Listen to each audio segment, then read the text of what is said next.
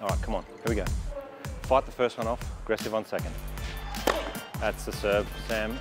Good. I've always loved practicing. I love being out on the court and hitting and drilling and working hard and, you know, hitting a lot of balls and running around and doing all that sort of thing. So I think now I probably play more points in practice to work on a few things. But yeah, being told, you know, you're going to practice, you know, this amount of time each day's never been a problem because I really love it. So it's good, it's fun.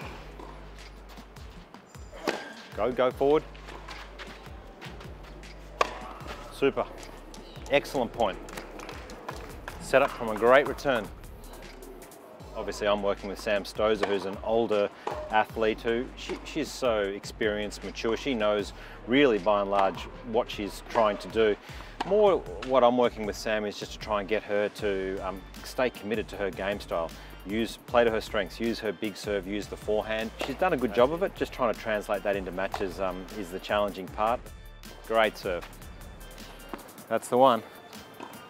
For me right now, working with him is trying to keep my aggressive tennis up. It's always been the way that I've played my best tennis, and ever since we started, that's always been a real focus. So every time I'm on the court, he's always about, you know, be aggressive, go for it, hit your big shots, use your weapons. Well done. That's it.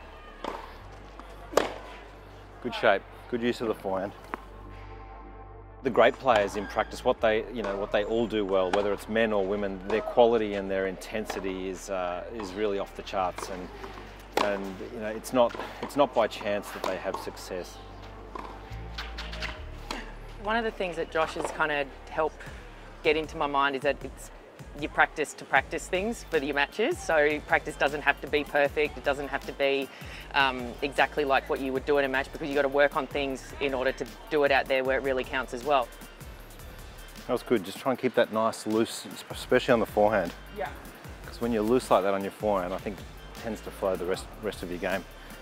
Given that today's a day or two, particularly 2 days before matches, we like to, once we get sort of 48 hours out from a match, it's a lot more relaxed. The environment's relaxed. It's all right. Take that. You try and take all the anxiety out of it, because it's stressful for these players come match day. It doesn't matter who you are, how good you are, it's really stressful. So just try not to get tired and anxious given you're playing in 48 hours. Great stuff. Way to attack it. Love it. Crowd loves it. With Sam, we like to sort of keep it very simple, where it's one or two things, and it's today, you know, we spoke before the training session where it's to try and swing through the forehand, try and rotate, get through the backhand, and again, just try and hit a few spots on her serves. Sometimes on that slider wide, you're falling away. That I really felt like I was... Yeah. Just strong with your shoulder turn, stay up, just try and get it working together.